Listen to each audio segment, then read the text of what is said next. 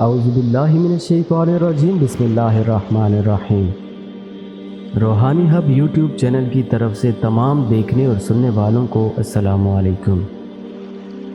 پیارے ناظرین، ہم امید کرتے ہیں کہ آپ تمام دوست و احباب خیر و عافیت سے ہوں گے، اور اللہ تعالیٰ سے دعا ہے کہ وہ سدا آپ کو خوشحال رکھے۔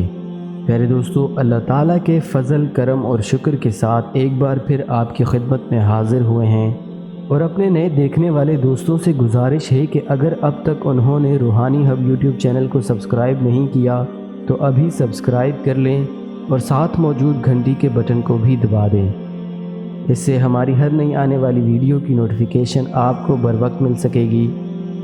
دوستو، قرض ایک بہت تکلیف دہ اور پریشان کن چیز ہے، لیکن بعض دفعہ انسان اتنا مجبور ہو جاتا ہے کہ اسے قرض لینا ہی پڑتا ہے، اس کے بغیر کوئی چارہ نہیں ہوتا۔ بعض دفعہ کسی کاروبار کے لیے قرض لینا پڑتا ہے، بعض دفعہ پڑھائی کے لیے قرض لینا پڑتا ہے، اور بعض دفعہ گھر میں کسی کی شادی کے لیے قرض لینا پڑتا ہے۔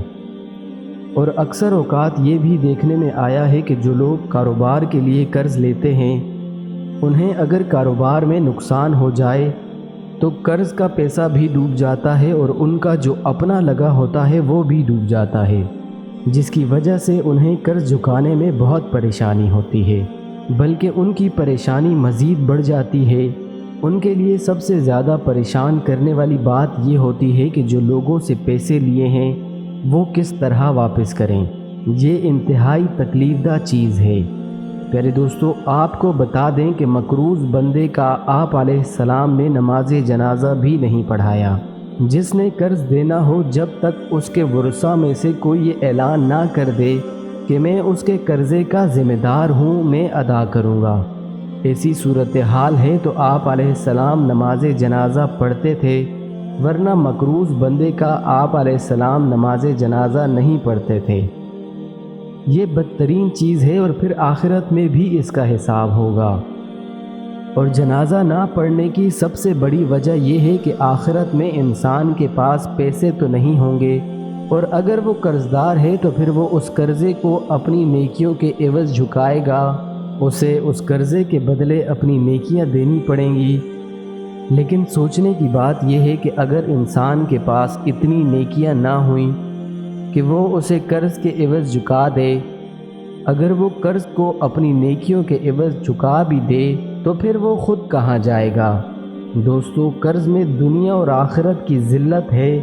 کچھ لوگ نہیں سمجھتے، کچھ لوگ اس کی فکر نہیں کرتے۔ دوستو، آج میں آپ کو ایک خاص چیز بتاتا ہوں۔ پیارے دوستو، جمعے کے دن سورہ کہف پڑھنے کا بہت زیادہ ثواب ہے۔ اتنا ثواب ہے کہ ایک جمعے سے دوسرے جمعے تک اللہ کی خاص رحمت اور برکت نصیب ہوتی ہے، اور جو شخص جمعے کے دن سورہ کہف پڑھتا ہے، اللہ تعالیٰ اسے اپنی حفظ و امان میں رکھتا ہے، اس کا نور بڑھ جاتا ہے۔ اللہ تعالیٰ جمعے کے دن سورہ کہف پڑھنے والوں کی قبر کو روشن کر دیتا ہے، اس کی قبر کو کشادہ کر دیتا ہے، اللہ سے تعلق پیدا ہوتا ہے۔ جب اللہ کی ذات کا دیدار ہوگا، یہ سب سے بڑی نعمت ہے۔ پیارے دوستو، اس سورت کو جمعے کے دن پڑھنے سے آپ کو دنیا و آخرت کا فائدہ ہوگا۔ آپ اس سورت کو جمعے کے دن پڑھیں اور یہ نیت کریں کہ میرا سارا قرضہ ختم ہو، اور دعا بھی یہی کریں تو انشاءاللہ آپ کے تمام قرضے ختم ہو جائیں گے۔ دوستو، یہ سورہ آپ نے ہر جمعے کے دن پڑھنا ہے۔ یاد رہے کہ ناغہ نہیں کرنا۔ جو لوگ قرض میں پھنسے ہوتے ہیں تو یہ عمل ضرور کریں، انشاءاللہ آپ کا تمام قرضہ ختم ہو جائے گا۔ پیارے دوستو، یاد رکھیں کہ آپ نے اس کو پورے یقین کے ساتھ کرنا ہے، اور ہر جمعے کو کرنا ہے، کوئی ناغہ نہیں کرنا۔ جب آپ اس سورہ کو پڑھ لیں تو اس کے بعد اللہ تعالیٰ کی بارگاہ میں دعا کریں، گڑ گڑا کر دعا کریں کہ اللہ آپ کے تمام قرضے، تمام مسئلے حل کر دے۔ انشاءاللہ آپ کی تمام پریشانیاں دور ہو جائیں گی۔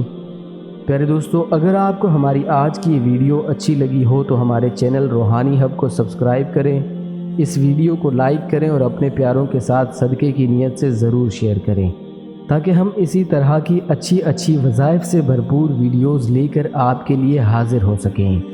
اللہ تعالی ہم سب کا حامی و ناصر ہو۔